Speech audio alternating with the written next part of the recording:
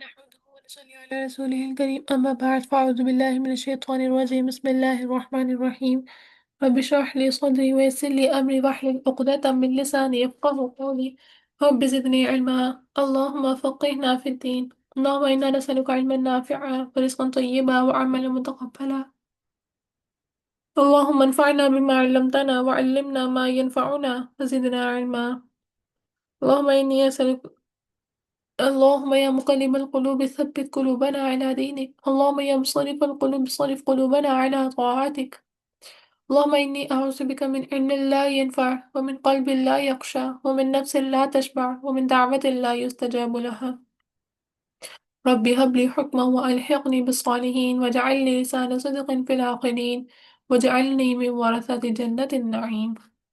Surah Baqarah, ayat number 277. Sorry, 276. بسم الله الرحمن الرحيم.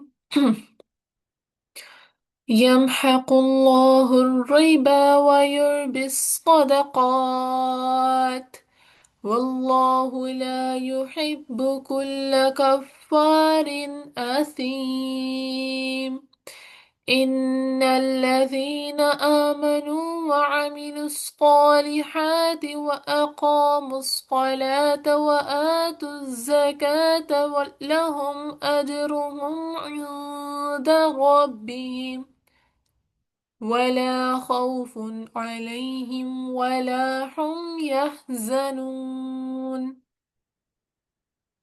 ترجمہ: یمحق مٹاتا ہے اللہ اللہ ربا سود کو، ویربی اور وہ بڑھاتا ہے صدقات ہی صدقات کو، واللہ اور اللہ لا یحب نہیں وہ پسند کرتا کل ہر کفارن سخت ناشکر اثیم بہت گناہ گار کو۔ حجت الوداع کے موقع پر نا جہاں نبی صلی اللہ علیہ وسلم نے کا ارشاد تھا، مفہوم ہے اس کا، جاہلیت کے تمام سود میرے قدموں تلے برباد ہوں یا قدموں تلے برباد ہیں، ان سب کو نبی کریم صلی اللہ علیہ وسلم نے ختم کر دیا اور عملی تفسیر کر کے دکھائی اس آیت کی۔ سب سے پہلے میں عباس بن عبد المطلب کا سود ہے جو میں مٹاتا ہوں، اس علانیہ طور پر انہوں نے ان کے جو سود کو ختم کر دیا۔ جو مال انہوں نے قرض دے کر رکھا اس پر کوئی سود وصول نہیں کریں گے، اپنے گھر سے انہوں نے اس چیز کا آغاز کیا تھا۔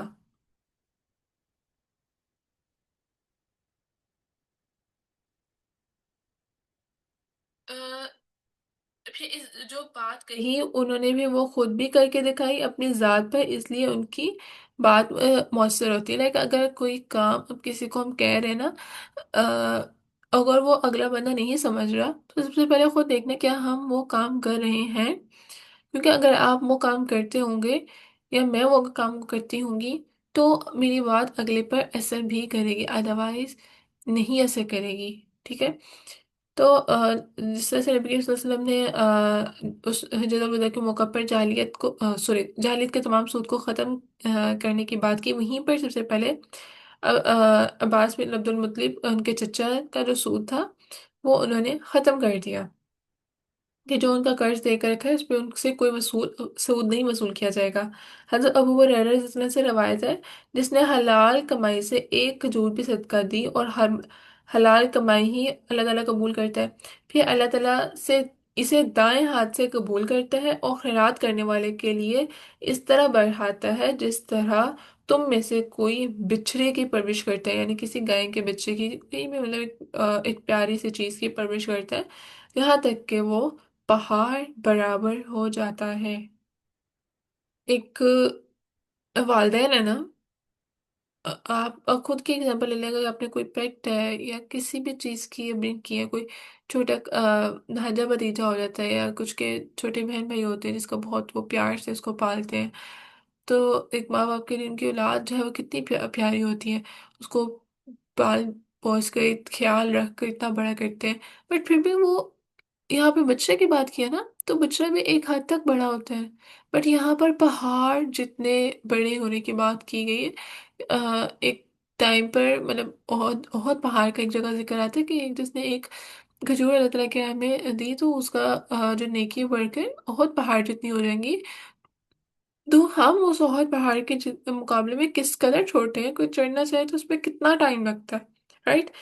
تو اللہ تعالیٰ اس قدر اس نیکی کو بڑھا دیتے ہیں، اور پھر ہم لوگ ایک نہیں دو کھجورے بھی کر سکتے ہیں، تین بھی کر سکتے ہیں. اللہ تعالیٰ نے ہمیں استطاعت زیادہ کی دی ہوئی، تو کس قدر ہمارے بہت پہاڑ جتنے بڑے پہاڑ ہوتے چلے جائیں گے.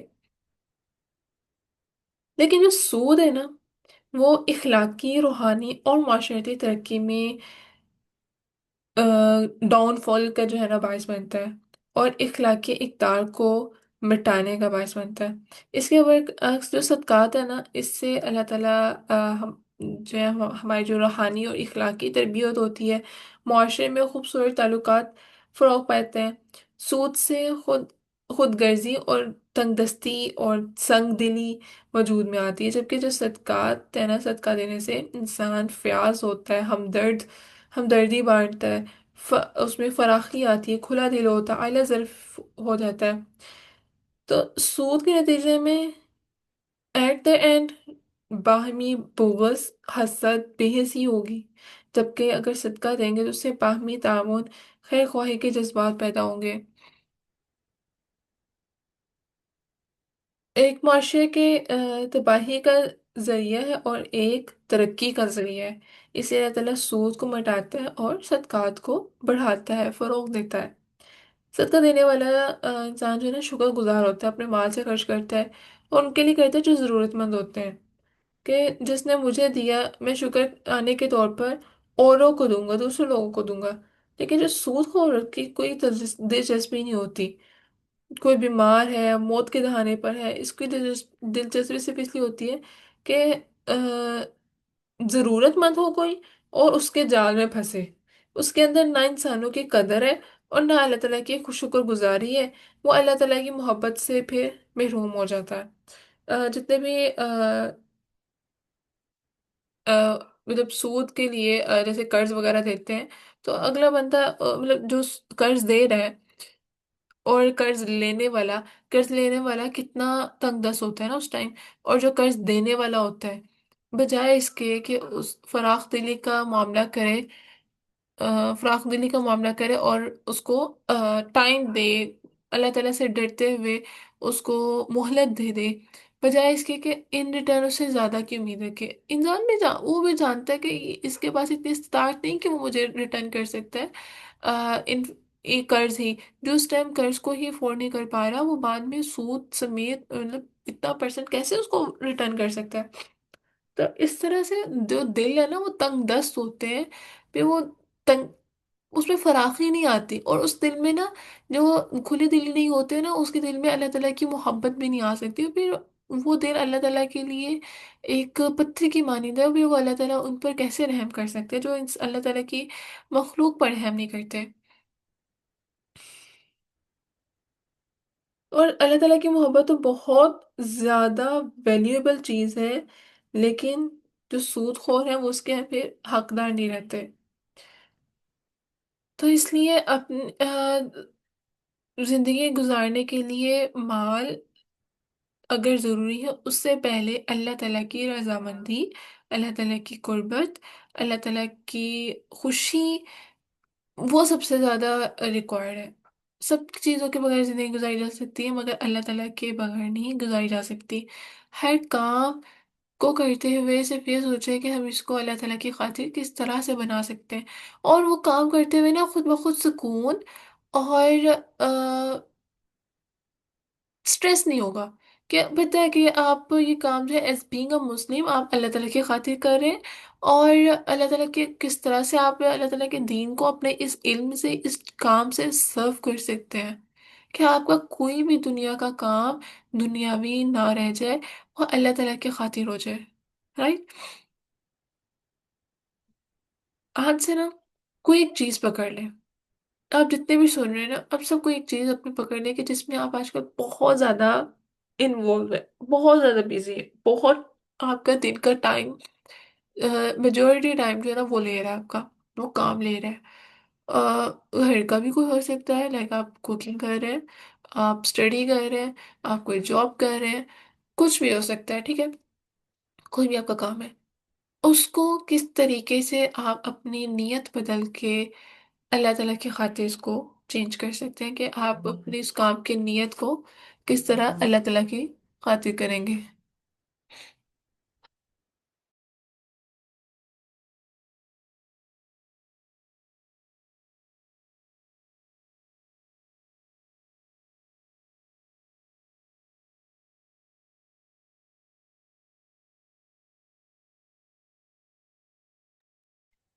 ओके। अच्छा, मैं कह रही थी कि कोई भी आपके जो दिन में वो काम जो सबसे ज्यादा टाइम ले रहा है ना, उसको किस तरह से अल्लाह ताला की खातिर आप डाइवर्ट कर सकते हैं। अगर स्टडीज है, उसको किस तरह से अल्लाह ताला की खातिर लेके जा सकते हैं, कि मैं ये स्टडीज को किस तरह अल्लाह ताला के दीन के लिए यूटिलाइज करूंगी। अगर हम उस पढ़ाई को, एजुकेशन को फिलहाल नहीं यूज कर पा रहे, लेकिन आपके सराउंडिंग में फ्रेंड्स हैं, गपशप्स होती हैं, गेट टुगेदर होती है, खाना पीना होता है, तो हम उस मजलिस को किस तरह से अल्लाह ताला की खातिर हमारा बोलना, चलना फिरना अल्लाह ताला की खातिर कैसे कर सकते हैं। लाइक कोई नई चीज़ सीखी, आप अपने फ्रेंड से डिस्कस करो। फ्रेंड ने कोई बात कही, तो आप उससे उसकी कोई उसको नई चीज़ बताओ, अच्छा यार मैंने इस हवाले से कुरान में, हदीस में ये चीज़ पढ़ी है। तो ये हम लोग जो काम कर रहे हैं वो थोड़ा गलत हो रहा है। हमारी आजकल सोसाइटी में बहुत ज़्यादा नेगेटिविटी की तरफ चलेंगे, लाइक एक फन के नाम पर बहुत बैड थिंग्स ट्रेंडिंग में आ गई हैं। तो हमारी ड्यूटी ये है, being a Muslim, being a Quran student, के उन एक्टिविटीज़ को डिस्करेज करें, और अच्छे तरीके से, क्योंकि हमें भी पता है कि ये जो जनरेशन है उसको एक से सीधा कहो ना ये काम गलत है, वो नहीं मानती। हम भी तो इसी जनरेशन के हैं ना, कोई सीधा आके हमें कह दे कि काम ऐसे नहीं करना, एक मैं अपने फ्लो में काम कर रही हूँ, मुझे आके कहता है कि तुमने ये काम ऐसे नहीं करना, तो कोई भी उस चीज़ को नहीं एक्सेप्ट करता। आपको थोड़ा सा उसको समझना है, अगले बंदे की पहले सुननी है, उसके बाद उसको समझकर फिर उसको फील कराओ कि हाँ आपने उसकी बात सुनी है, बगैर सुने नहीं, उसकी इमोशंस उस चीज़ से लिंक करते हैं। तो उसको पहले समझ के और फिर उसको उसके अकॉर्डिंग उस बात समझाई जाए, ना कि एक हुक्म उसके ऊपर इम्पोज कर दिया जाए। हम उसके माँ बाप नहीं लगे हुए, इवन अब आजकल माँ बाप भी जो है ना बहुत आराम से समझ के बच्चे की जो है वो ट्रेनिंग करते हैं। तो हम ऐसे किसी को नहीं इम्पोज करवा सकते, कह तो सकते हैं, बट क्या फायदा कि आपकी अब वो बात अमल में ना लाए। जब अल्लाह ताला से तो हमने हिकमत मांग ली ना, कि अल्लाह ताला जो हमें इल्म मिला है, हमें हिकमत भी दे कि हम इस पे अमल पैरा हो सके, और हिकमत दे कि हम इसको किस तरह से यूटिलाइज कर सकें, अगले इंसान को समझकर उसको बात बताना, लेकिन उसको समझकर गलत बात नहीं बतानी, उसके हक में बात नहीं बतानी। हक पे आपने रहना है, जो अल्लाह ताला की तरफ से हक है। हक को किसी चीज के साथ मर्ज नहीं कर देना, मिक्स नहीं कर देना, ठीक है। तो अल्लाह ताला जो है वो मिटाता है सूद को और बढ़ाता है सदकात को। जब सदकात करेंगे तो हमारा जो दिल है वो फराख होगा, और लोगों की को सर्व करने की तरफ ज्यादा होगा, ना कि सिर्फ और सिर्फ अगले तंग दस्त से सिर्फ लेने की पर होगा हमारा दिमाग। फिर आगे आता है, इन्नल लजीना, बेशक वो लोग जो आमन ईमान ले, व अमिलु, और उन्होंने अमल किया, सॉलिहात नेक, व अक़ामुस्सलाह, और उन्होंने कायम की नमाज, व आतुज़्ज़काह, और उन्होंने अदा की ज़कात, लहुम, उनके लिए है अजरहुम, अजर उनका, इंदा, पास, रब्बिहिम, इनके रब के, वला, और ना खौफुन, कोई खौफ होगा, अलैहिम, उन पर, वला, और ना हुम यहज़नून, वो गमगीन होंगी। कुरान का तर्ज बयान है, जहाँ अच्छे किरदार का जिक्र वहाँ बुरे किरदार का जिक्र है, ताकि इंसान सुनकर अमल करे, कि अपने अंजाम को भी पहचाने। तो कि इंसान खालिक के कायनात की खिदमत करोगे, उनके दुख में शामिल हो गए, तो अल्लाह ताला भी उस पे कभी गम नहीं करेगा। देखो, बिल्कुल पिछली आयत से रिलेट करता है, कि इंसान अगर अल्लाह ताला जो है वो सूद को मिटाता है और सदकात को बढ़ाता है। सदकात देने से हम अगले इंसान की ज़रूरत को समझ रहे हैं, اور اس پہ خرچ کر رہے ہیں، اپنی دل کو فراخ کر رہے ہیں، نہ کہ صرف ایک تنگ دست انسان سے واپس لینے کی غرض ہے۔ اور جب ہم اگلے بندے کو پریشان نہیں ہونے دے رہے، ہم اگلے بندے کو ایک ایزی ماحول پرووائڈ کر رہے ہیں، تو ایسا کیسے ہو سکتا ہے کہ اللہ تعالیٰ ہمیں تنگ دست کر دے؟ تو اللہ تعالیٰ پھر ان کے لیے وعدہ کرتا ہے قرآن پاک میں، کہتے ہیں کہ اگر ایمان لاتے ہو، نیک اعمال کرتے ہو، نماز قائم کرتے ہو اور زکوٰۃ ادا کرتے ہو، تو تمہارا جو اللہ تعالیٰ کے پاس ہے، اور پھر تم پہ نہ تو کوئی خوف ہے، نہ ہی کوئی غم ہے اس پہ۔ یا یہ رزینہ اے لوگو امانو جو ایمان لے، تقو ڈرو اللہ سے، وذرو اور چھوڑ دو، ماں جو باقیہ باقی رہ گیا، من الربا سود میں سے، ان کنتم مؤمنین اگر تم ایمان والے ہو۔ یعنی جب تک انسان کے دل میں خدا کا خوف نہیں نا، تو وہ گناہ سے نہیں بچ سکتا، اور نہ ہی اسے نصیحت اثر کرتی ہے۔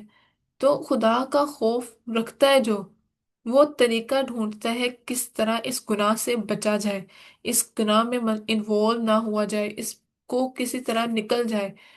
اگر واقعی اللہ تعالیٰ پہ ایمان رکھتے ہو تو اس کی بات مان کر عملی ثبوت دو، وہ کیا ہے کہ جو سود باقی رہ گیا ہے نا اس کو چھوڑ دو، اب اگلے سے ریسیو نہیں کرو۔ That's it. جو اگر اگلے انسان کا چلو قرض تھا نا، اور وہ سود کی اس نے اتنی قسطیں دے دی سود کی کہ اس کا قرض تو اس میں پورا ہو جاتا ہے وہ، اور اس نے ایکسٹرا بھی کافی پے کر دیا، بٹ کیا تھا، وہ سارا سود تھا، اس نے اصل قرض ابھی واپس نہیں کیا کیونکہ وہ ایٹ اے ٹائم نہیں واپس کر سکا، رائٹ؟ تو کیا ہے کہ جو گزر گیا اس کو چھوڑ دو، اور نیکسٹ اس سے کچھ نہیں لو، پاسبل ہے تو جو ایکسٹرا لیا تھا اس کو واپس کر دیا جائے، لیکن اللہ تعالیٰ سے جس ٹائم ہدایت ہے اسی ٹائم اپنا آپ کو اللہ تعالیٰ کی خاطر وقف کر دو، اور ہر غلط کام سے، ہر غلط کام کو چھوڑ دو۔ فرینڈ پھر اگر لم تفعلوا نہیں تم کرو گے، فَأْذَنُوا تو اعلان سن لو، بِحَرْبٍ مِّنَ اللَّهِ جنگ کا اللہ تعالیٰ سے، وَرَسُولِهِ اور اس کے رسول سے، وَإِنْ اور اگر تم توبہ کر لو تم، فَلَكُمْ تو تمہارے لیے ہے، رؤوس اصل اموالکم تمہارے مالوں کا، لا تظلمون نہ تم ظلم کرو گے، ولا تظلمون اور نہ تم ظلم کیے جاؤ گے۔ نبی صلی اللہ علیہ وسلم نے اہل نجران سے کہا تھا، جس نے سود لیا وہ میرے ذمے سے بڑی ہے۔ یعنی اللہ تعالیٰ نبی کریم صلی اللہ علیہ وسلم نے اپنے امت مسلمہ کے لیے کتنی دعائیں کی ہوئی ہیں، اور ان کے لیے قیامت کے دن سفارش بھی کریں گے، حوض کوثر کا پانی پلائیں گے۔ لیکن نبی صلی اللہ علیہ وسلم اس کو، انسان کو جو سود لیتا ہے نا، اس کو اپنے سے بری کرے، وہ جیسے کہتے ہیں نا کہ میں تمہیں اپنی جائیداد سے وہ بے دخل کرتا ہوں، آگ کرتا ہوں، اپنے فیملی سے نکال دینا، تو میرے اوپر تمہاری کوئی ذمہ داری نہیں۔ ایسا ہے سود لینے والا، یعنی ان کے جان و مال کا تحفظ کا جو، اچھا انہیں جران کے ساتھ تھی نا یہ بات، تو ان کے ساتھ کیا تھا کہ ان کے جان و مال کا تحفظ جو نبی صلی اللہ علیہ وسلم نے معاہدہ کیا تھا نا، وہ پھر اس سے باہر ہو جائیں گے جو سود لیتا ہے۔ ارے اور یہاں پر آیا ہے کہ اگر تم سود سے باز نہیں آتے تو اللہ تعالیٰ اور نبی کریم صلی اللہ علیہ وسلم سے اعلان جنگ سن لو۔ شرک اور قتل پر بھی جو ہے نا اتنی بڑی سزا نہیں دی گئی جتنی سود کے موقع پر، جو اللہ تعالیٰ اور نبی صلی اللہ علیہ وسلم پر ایمان لاتا ہو، محبت کرتا ہو، پھر وہ کیسے سوچ سکتا ہے کہ ان سے اللہ تعالیٰ سے، نبی کے صلی اللہ علیہ وسلم سے جنگ کرنے کا؟ ایک ہم اپنے پسندیدہ جس سے محبت کرتے ہیں، اپنے پیرنٹس کو سمجھنے کا، جس سے آپ اتنی محبت کرتے ہیں، ول یو امیجن کہ آپ اس سے جنگ کریں گے، ان سے لڑائی کریں گے؟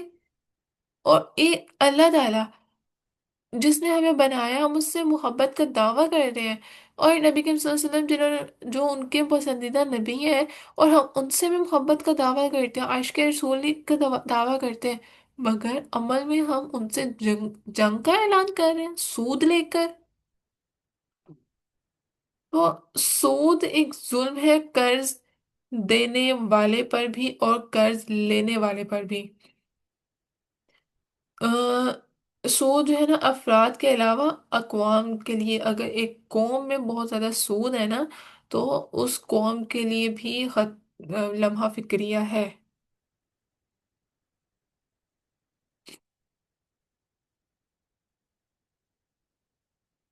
تو اس لیے لا تظلمو، نہ تو تم ظلم کرو ان کہ نہ تو تم اس کو قرض دینے والے، جو قرض جس کو دے رہے ہو، نہ تو تم اس پہ قرض کے ساتھ سود کا ظلم ڈالو، تو اللہ تعالیٰ بھی تم پر ظلم نہیں کرے گا۔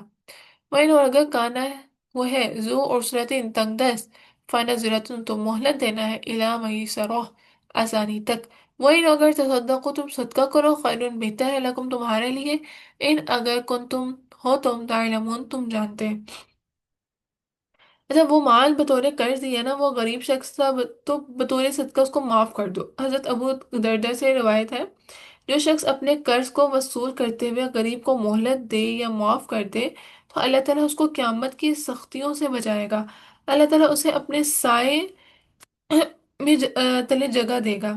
جس شخص کا کسی پہ قرض ہو اور اس کی وصولی پر دیر کرے، اور مہلت کا ہر دن اس کا صدقہ ہوگا، اور اتنی رقم کا صدقہ ہو اس کا ثواب ملے گا جتنا مقروض پر واجب ہے، اور یہ معیار پوری ہونے سے پہلے کا ہے، پھر معیار کے بعد اجر دگنا ہو جائے گا۔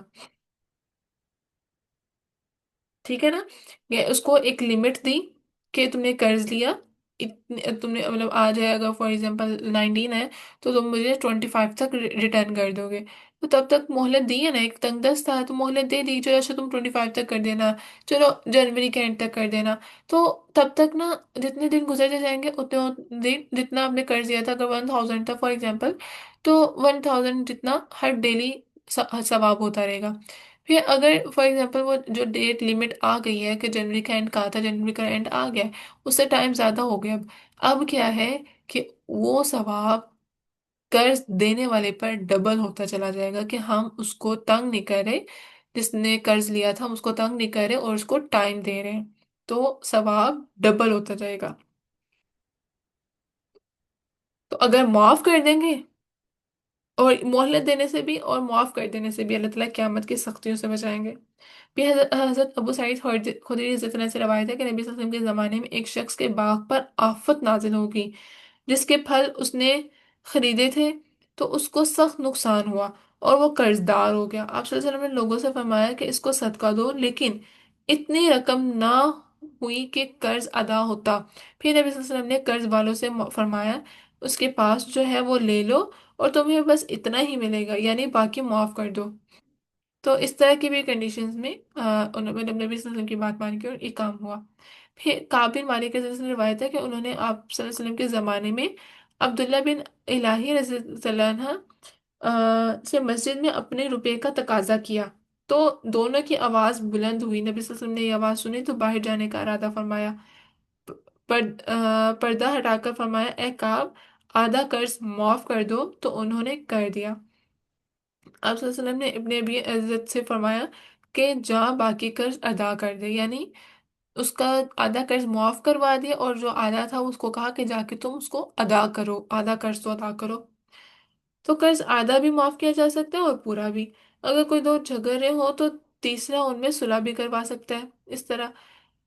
تو حضرت معاذ رضی اللہ عنہ سے روایت ہے کہ انہوں نے نبی صلی اللہ علیہ وسلم سے اپنے اوپر قرض کی شکایت کی، نبی صلی اللہ علیہ وسلم نے فرمایا یہ دعا پڑھنے سے احد پہاڑ جتنے بھی قرض کی ادائیگی کا انتظام اللہ تعالیٰ فرما دیتے ہیں۔ اس دعا کا ترجمہ یہ ہے، کہہ دیجئے اے اللہ جو مالک ہے مالک جو مالک ہے مالک کا، تو بادشاہت عطا کرتے ہے جس کو تو چاہتا ہے، اور تو بادشاہت چھین لیتے ہیں جس سے تو چاہتا ہے، اور تو عزت دیتا ہے جس کو تو چاہتا ہے، اور تو ذلت دیتا ہے جس کو تو چاہتا ہے، تیرے ہاتھ میں بھلائی ہے، یقیناً تو ہر چیز پر قدرت رکھنے والا ہے، دنیا اور آخرت کے رحمان اور ان دونوں پر رحم فرمانے والا ہے، تو عطا کرتا ہے جس کو تو چاہتا ہے ان دونوں میں سے، اور تو روک لیتا ہے جس سے تو چاہتا ہے، تو مجھ پر ایسی رحمت فرما کہ مجھے تیرے سوا ہر رحمت سے وہ بے نیاز کر دے۔ اے اللہ مجھے فکر سے غنا کر دے، یعنی مجھے فکر سے بے پرواہ کر دے، اور میرے قرض کو دور کر دے۔ پھر ایک آتی ہے دعا، اللہم اکفنا بحلالک عن حرامک واغننا بفضلک عمن سواک۔ اور یہ جو ربا کی آیات تھی نا، نبی صلی اللہ علیہ وسلم کی وفات سے 4 ماہ پہلے آیات نازل ہوئی تھی سود سے متعلق۔ تو قرض کا معاملہ جو ہے وہ بہت زیادہ ہے سیریس اس کو. اگر اللہ تعالیٰ دیکھے نا، اس میں ایک چیز تھی کہ ہم نے اگر کسی کو قرض دیا نا، فار ایگزامپل، اس کے جو مہلت تھی اس کے بغیر ہمارا گزارا ہو رہا تھا نا. وہ ٹائم گزرا، ہم اللہ تعالیٰ نے ہمیں کھانا بھی کھلایا، ایک اچھی جگہ پر ہم لوگ رہ بھی رہے ہیں، بٹ ہمارا اس کے بغیر سارا گزارا ہو رہا ہے. تو وائی ناٹ کہ ہم اس کو معاف کر دیں، اگر اگلا بندہ واقعی میں مستحق ہے. تو اللہ تعالیٰ سے فضل مانگے کہ اللہ تعالیٰ جو ہے ہمیں جو اصل جو چیز قیامت کی سختی ہے، کیونکہ یہ مال تو ہمارا قیامت کے دن کام نہیں آئے گا، اس دنیا میں استعمال کرنے کر کے کام آئے گا نا. تو نوٹ سینگ کہ بہت ہیوج اماؤنٹ تھی اور آپ کی لائف اس کی سیونگس تھیں، اور اس سے آپ نے کچھ اچھا مطلب بعض دفعہ ہوتا ہے چلو کوئی گھر لینا تھا، رینٹ کا گھر تھا، چلو گھر لینا ہے یا شادی، اس طرح کے مطلب میجر معاملات کی نہیں، بٹ وہ جو جن کے بغیر آپ کا گزارا ہو سکتا ہے لل بٹ، تو ان کو معاف کر دیا جائے. لیکن اگر آپ کے اوپر ہے تو اس کو کوشش کی جائے کہ اس اگلے انسان کو واپس کر دیا جائے، اور اللہ تعالیٰ سے دعا مانگ کر. کیونکہ ایک انسان کی اللہ تعالیٰ سے جب تک دعا نہیں ہوگی نا، تو ہماری استطاعت نہیں ہے کہ ہم اس کو واپس کر دیں. اللہ تعالیٰ کی رحمت سے ہی ہم واپس کر سکتے ہیں. تو پھر آتے ہیں وَاتَّقُوا یومن وَاتَّقُوا، اور ڈرو یومن، اس دن سے ترجعون، تم لوٹائے جاؤ گے، فیہ جس میں، اللہ اللہ کی طرف، ثم پھر توفیٰ پورا پورا دیا جائے گا، کل نفس ہر نفس کو، ما جو کسبت اس نے کمایا، وہم اور وہ، لا یظلمون ظلم نہیں کیے جائیں گے.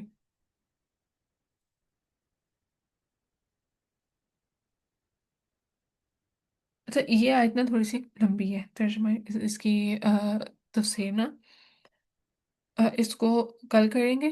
کافی ہو گیا، میں کہتی چلو رکوع مکمل ہو رہا ہے تو اس کو کر دیں، بٹ اس کی نا تفسیر کافی لمبی ہے، تو انشاءاللہ اس کو ہم کل کریں گے. میں تلاوت چلاتی ہوں، ترجمے پہ غور کرنا آپ نے.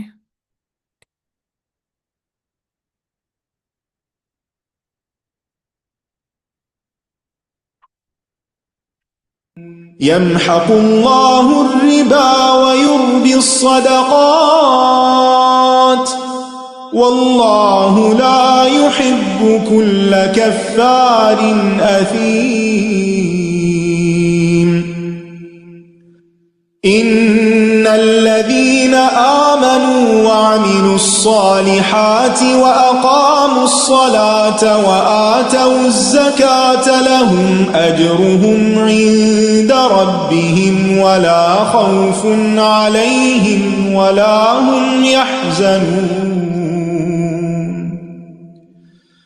يا أيها الذين آمنوا اتقوا الله وذروا ما بقي من الربا إن كنتم مؤمنين،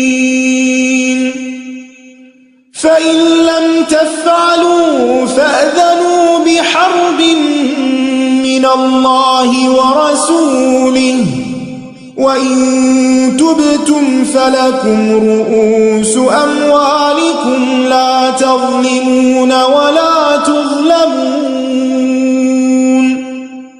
وإن كان ذو عسرة فنظرة إلى ميسرة، وأن تصدقوا خير لكم إن كنتم تعلمون.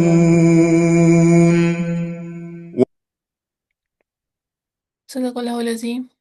اس دعا کے ساتھ کہ اللہ تعالیٰ ہمیں اس دینے والوں میں ہمیشہ شامل کرے، اور جو مقروض ہیں اللہ تعالیٰ ان سب کو اپنی رحمت سے قرض سے فارغ کرے اچھے طریقے سے، اور اپنے جناب سے ان کی مدد کرے. سبحانک اللہم و بحمدک، اشہد ان لا الہ الا انت، استغفرک و اتوب الیک.